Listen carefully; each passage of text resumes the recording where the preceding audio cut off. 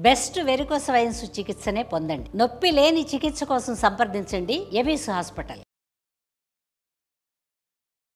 నమస్కారం, మీరు చూస్తున్న సుమన్ టీవీ. నేను మీ కీర్తి. నాతో పాటు ప్రముఖ ఆస్ట్రాలజర్ బ్రహ్మశ్రీ నందిబట్ల శ్రీహరి శర్మ గురుగారు ఉన్నారు. నమస్తే గురుగారు. వాగర్థావివ సంపృక్తౌ వాగర్థ ప్రతిపత్తయే జగతః పితరౌ వందే పార్వతీ పరమేశ్వరౌ. ఆదిత్యాయ చ సోమాయ మంగళాయ బుధాయ చ గురుశుక్రశనిభ్యశ్చ రాహవే కేతవే నమః. శృంగేరి జగద్గురు పీఠాధిపతులకి, కంచి పీఠాధిపతులకి నమస్కారములు తెలియజేసుకుంటూ కార్యక్రమాన్ని ప్రారంభిద్దాం. కార్తీక అమావాస్య గురుగారు, ఆఖరి అమావాస్య కార్తీక మాసంలో కదా, మరి ఈ రోజుకి ప్రత్యేకత ఏమైనా ఉందా? ఈ అమావాస్యని మేమంతా ఎలా సద్వినియోగం చేసుకోవాలి? ముఖ్యంగా నరదిష్టి నరఘోష ఉన్న వాళ్ళకి ఈ అమావాస్య ఎలా అయినా ఉపయోగపడుతుందంటారా? కార్తీక అమావాస్య చూస్తున్నాగానే 30 రోజులు గడిచిపోయాయి. ఇక ఆఖరి రోజైనటువంటి అమావాస్య దగ్గరికి వచ్చేసేసామమ్మ. ఈ అమావాస్యకి చాలా ప్రత్యేకత ఉంది. వీక్షించేటువంటి ప్రేక్షకులకి కూడా ఏదైతే అనుకుంటున్నారో అది సరైనది కాదు, వాస్తవాన్ని తెలియచేసే విషయం మనము ప్రూఫ్తో సహా మనం చెప్పుకుందామమ్మా. గురుగారు, ఏంటి ఈ అమావాస్య రోజున చేయాల్సినటువంటి విధి విధానాలు ముందు తెలుసుకుందాం.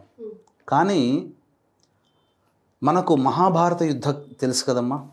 యుద్ధం ప్రారంభమైంది ఎప్పుడు అని చెబితే ఈ త్రయోదశి రోజు మార్గశిర త్రయోదశో చతుర్దశో ప్రారంభమైంది అని అంటారు. మార్గశిర శుద్ధ ఏకాదశి గీతా జయంతి అని అంటారు. గీతా జయంతి మార్గశిర శుద్ధ ఏకాదశి కాదు, మరి గురుగారు కార్తీక అమావాస్య రోజునే ఈ యొక్క గీతా జయంతి. అవునా? మనకు దీనికి ప్రమాణం కూడా తెలియజేసుకుందామమ్మా.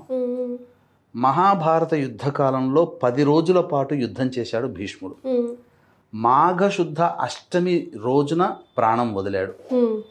భీష్మాష్టమి. అప్పుడు భీష్మాష్టమి అంటే మహాభారత యుద్ధకాలం 10 రోజులు, మాఘశుద్ధ అష్టమి మొత్తం కలిపితే 68 రోజులు. ఈ మాఘశుద్ధ అష్టమి నుంచి 68 రోజులు వెనక్కి గనక వెళితే ఈ అమావాస్య తేలుతుంది.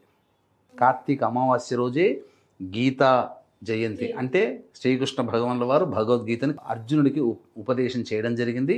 కార్తీక బహుళ అమావాస్య రోజునే యుద్ధం ప్రారంభమైంది. ఇది తెలుసుకోవాలమ్మా. ఇంకొక ప్రమాణం కూడా చేసుకుందాం. ఒక ప్రమాణం తెలిపాం. అంటే భీష్ముడు మరణించింది మాఘశుద్ధ అష్టమి కదా, అందరికీ తెలిసిందే. 68 రోజులు వెనక్కి వెళితే కార్తీక బహుళ అమావాస్య. తరువాత శ్రీకృష్ణుల వారు రాయబారానికి వెళ్ళినటువంటిది రేవతి నక్షత్రం. అంటే కృత్తికా నక్షత్రానికి కార్తీక పౌర్ణమి రావాలి. తర్వాత వెళుతూ వెళుతూ కర్ణుడిని కలుసుకున్న తర్వాత కర్ణుడితో చెబుతాడు, రేపు జ్యేష్ఠ నక్షత్రముతో కూడుకున్నటువంటి అమావాస్య రోజున యుద్ధం ప్రారంభమవుతుంది అని చెప్తాడు. అంటే మనకిక్కడ యుద్ధం ప్రారంభమైంది కార్తీక మాస బహుళ అమావాస్య. ఆ రోజే గీత ఎంతసేపు చెప్పాడమ్మా? కొద్దిసేపే. తర్వాత వెంబడే యుద్ధం ప్రారంభించడం జరిగింది. కానీ అమావాస్య రోజు ప్రారంభిస్తారా మీ లెక్క ప్రకారం? అమావాస్య అనేటువంటిది పక్కకు పెట్టండమ్మా. అమావాస్య రోజు ప్రారంభమైంది అంతే. అందుకనే చెడుపై మంచి గెలిచింది. ఇదేమీ ఇల్లు కట్టుకోవడమో పెళ్లి చేయడం కాదమ్మా, యుద్ధం చేస్తున్నాం కాబట్టి దానికి మంచి పని కంటే 10 రకాలుగా ఆలోచన చేసి మంచి పని ఎప్పుడైనా మొదలు పెట్టాలి. చెడు పనికి ఎప్పుడైతేందమ్మా? వినాశనమే కదా, చెడే కదా. యుద్ధం అంటే మంచి ఎలా అవుతుంది? ఎవరో ఒకరు మరణించాలి, చెడుపై మంచి గెలవడం. మంచి గెలవాలంటే చెడు పోవాలిగా. మరి ఆ చెడుని పోవడం కోసం చేసినటువంటిది. ఇందులో జన నష్టం జరిగింది కదా, అది కూడా చెడే కదమ్మా. ఇప్పుడు మనకు యుద్ధ వాతావరణాలు చూస్తున్నాం, అదేమన్నా మంచిదా? ఎంతోమంది ప్రపంచవ్యాప్తంగా పౌరులు చనిపోతున్నారు. కాబట్టి ఈ కార్తీక మాసము అమావాస్య, గీతా జయంతి, భారత యుద్ధం ప్రారంభమైన రోజు అనే విషయాన్ని అవగాహన చేసుకుంటే చాలు. మార్గశిర శుద్ధ ఏకాదశి గీతా జయంతి కాదు. ఇది పర్ఫెక్ట్. ఇక తర్వాత ఈ రోజు చేయవలసినటువంటిది ఆఖరి రోజు కాబట్టి ముఖ్యంగా ఈ అమావాస్య రోజున అంటే చాలామందికి కొద్దిగా కన్ఫ్యూజన్ ఉంది. ఏ రోజు అమావాస్య? 19వ తారీఖు 20వ తారీఖు మనకు చాలా మటుకు ఉన్నటువంటిది ఏంటంటే సూర్యోదయానికి ఉన్నటువంటి తిథి ఏదైతే అది మనకు ప్రామాణికంగా ఆ రోజంతా చెప్పవచ్చు. పాటిస్తుంటాం. కానీ అమావాస్య దేనికి ప్రత్యేకమైనటువంటిది? పితృదేవత ఆరాధనకి ప్రత్యేకమైనటువంటిది. పితృదేవత ఆరాధన ఎప్పుడు చేస్తారు? సూర్యోదయం అవ్వగానే చేయరు, అపరాహ్న కాల ప్రవేశం చేసిన తర్వాత చేస్తారు. ఈ అపరాహ్న కాలం అనేటువంటిది ఈ అమావాస్య 19వ తారీఖు రోజున వ్యాపించి ఉంది. కాబట్టి ఈ అమావాస్యని అనగా 19వ తారీఖు రోజున పితృ కార్యక్రమాలు అనగా ఎవరైతే అమావాస్య రోజున చనిపోయారో వాళ్ళ కోసం చేసేటువంటి పిండ ప్రదానం తర్పణాది కార్యక్రమాలు 19వ తారీఖు రోజున చేయాలి. అమావాస్య సందర్భంగా ఆఖరి రోజు కాబట్టి చేసేటువంటి దానాలు కానీ ఏవైనా కానీ చేయాలి అని అంటే 20వ తారీఖు రోజున చేయాలి. ఎందుకంటే 12:16 వరకు ఆ రోజున 20వ తారీఖు రోజున అమావాస్య ఉంది. కాబట్టి ఈ రోజైనా కానీ ఇక ఆఖరి రోజు కాబట్టి శివారాధన చాలా ప్రత్యేకమైనటువంటిదిగా చెప్పబడి ఉంది. ఈ రోజున గొప్పదైనటువంటి దేవతా కార్యక్రమాలు చేసుకుంటే విశేషమైనటువంటి బలం అమ్మ. ఎందుకనంటే స్వాతి నక్షత్రం వెళ్ళిపోయిన తర్వాత విశాఖ నక్షత్రం వస్తుంది. విశాఖ నక్షత్రానికి ప్రాముఖ్యత ఏంటంటే అన్ని నక్షత్రాల్లోకెల్లా విశాఖ నక్షత్రము అధిపతి లాంటిది. అందుకే విశాఖ నక్షత్రంలో నక్షత్రమధిపత్ని విశాఖే అని అంటే అధిపతి లాంటిది, మణిపూస లాంటిది, చాలా పవర్ లాంటిది. అందుకనే ఈ రోజున ఎవరైనా కానీ దేవతా ఆరాధన విశేషమైనటువంటి పుణ్య ఫలితం ఇస్తుంది. ఎలా చేయాలి? ఈశ్వరుడికి ఏ ద్రవ్యముతో అభిషేకం చేయాలి అంతకంటే పెద్దగా అవసరం లేదు, చెప్తానమ్మా.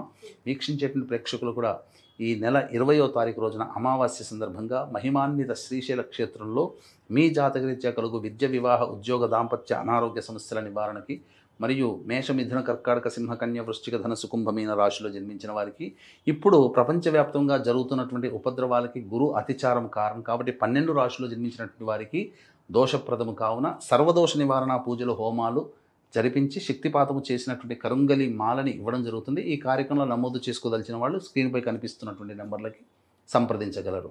ఈ రోజున ముఖ్యంగా ఈశ్వరుడికి కానీ కాలభైరవుడికి కానీ ఆవ నూనెతో అభిషేకం చేయాలమ్మా. ఇది ప్రధానం. ఆవ నూనెతో అభిషేకం ఏ సమయంలో ఏ సమయంలోనైనా కానీ ఉదయం 12 లోపల చేయవచ్చు. గురుగారు ఇంట్లో కూడా చేసుకోవచ్చునమ్మా. తర్వాత విశేషించి ఆ యొక్క శివాలయంలో కానీ భైరవుడి దగ్గర కానీ కాలభైరవుడి దగ్గర కానీ ఇంట్లోనైనా కానీ కూష్మాండ దీపం అనేటువంటిది వెలిగించాలి. ఈ రోజున కూష్మాండ దీపం వెలిగించి అంటే బూడిద గుమ్మడికాయని తీసుకొని వచ్చి సగానికి కోసి మధ్యలో ఉన్నటువంటిది కొంత తీసి అందులో నువ్వుల నూనె కానీ ఆవ నూనె కానీ వేసి వెలిగించాలి. దేవుడి గుడిలోనా లేకపోతే గడప దగ్గర ఎక్కడ వెలిగించాలి? భైరవుడి దగ్గరనైనా శివాలయం దగ్గరనైనా, శివాలయంలో లేదా శివాలయంలో బయట ఎక్కడైనా కానీ లేదా ఇంట్లోనైనా వెలిగించుకోవచ్చు. కాలభైరవాష్టకం ఈరోజు పారాయణం చేయాలమ్మా. ఈరోజు విశాఖ నక్షత్రం ఉంది. విశేషంగా అమావాస్య తిథి గురువారం కూడా అయినటువంటిదమ్మా. మంగళవారం, బుధవారం వచ్చింది, గురువారం వచ్చింది అమావాస్య. కాబట్టి విశేషమైనటువంటి రోజు కాబట్టి ఈ రోజున శివలింగ దానము, ఉసిరిక దానము, అలాగే సాలగ్రామ దానం, ఇవన్నీ దానాది కార్యక్రమాలు చేయవచ్చు. దీపదానములైనా చేయవచ్చు. ఇక అమావాస్య కాబట్టి ఈ రోజున విశేషముగా అమ్మవారి ఆరాధన చేయాలి. అమ్మవారికి ఎర్రటి పుష్పాలు, మందార పుష్పాలు కానీ లేదా గులాబీ పుష్పాలు కానీ అమ్మవారికి వేసి కుంకుమ పూజ జరిపించడం చాలా మంచిది. అవకాశం ఉంటే దేవాలయంలో అమ్మవారికి సంబంధించినటువంటి దుర్గా హోమం జరిపించుకుంటే చాలా విశేషం. లేదా దశమహావిద్యల్లో భాగమైనటువంటి ఈ ప్రత్యంగిర అమ్మవారి యొక్క పూజ కానీ జరిపించుకున్న చాలా విశేషం. సో ఈ అమావాస్య రోజు ముఖ్యంగా గురుగారు నరదిష్టి, నరఘోషతో బాధపడుతున్న వాళ్ళకు కూడా ఏదైనా రెమెడీ సజెస్ట్ చేస్తారా? బుధవారం నాడు ఉన్నది కాబట్టి బుధవారం నాడైనా కానీ చేయవచ్చు, గురువారం నాడైనా కానీ చేయవచ్చు. రాహుకాలంలో బూడిద గుమ్మడికాయని చక్కగా అలంకరించి ఎర్రటి వస్త్రము, ఈ ఎర్రటి వస్త్రం తీసుకుని అందులో నల్ల జీడి గింజలు, కొద్దిగా తోక మిరియాలు, పటిక బెల్లం, తినేది కాదమ్మ, అది దిష్టి తీసేటి వాడేస్తారుగా పటిక బెల్లం, పట్కరి అంటారు, పటిక అంటారు. తర్వాత కొన్ని గవ్వలు, నక్షత్ర గవ్వలు, అలాగే ఎండు మిరపకాయలు, నిమ్మకాయ మరియు ఈ సంబంధించినటువంటి నల్ల జీడి గింజలు, ఇవన్నీ ఆ ఎర్రటి ముడ్డలో మూటగట్టి రాహుకాలం ఉన్న సమయం కానీ లేదా అమావాస్య ప్రవేశించిన సమయం కానీ ఈ సమయంలో కనుక ఎవరైతే ఇంటి గుమ్మాని కానీ వ్యాపార స్థలంలో కానీ కడతారో లేదా గుమ్మడికాయని బలిస్తారో ఈ రోజున, అంటే గుమ్మడికాయని బలిచ్చేటప్పుడు కూడా దిగదురుపు చేయాలమ్మా. అంటే గురుగారు అంటే మనిషికి దిష్టి తగులుతుందని అంటారు కదా. అంటే మనకు శాస్త్రంలో ఏం చెప్పబడి ఉందనంటే ఎప్పుడు కూడా జీవహింస పనికిరాదు. అందుకని ఒక నిమ్మకాయని కనుక కోసి బలి ఇస్తే అది ఒక కోడిని బలి ఇచ్చినట్టుగా, గుమ్మడికాయని బలి ఇస్తే అది చాలా గొప్పదమ్మా, మహిషమును బలి ఇచ్చినంత బలం.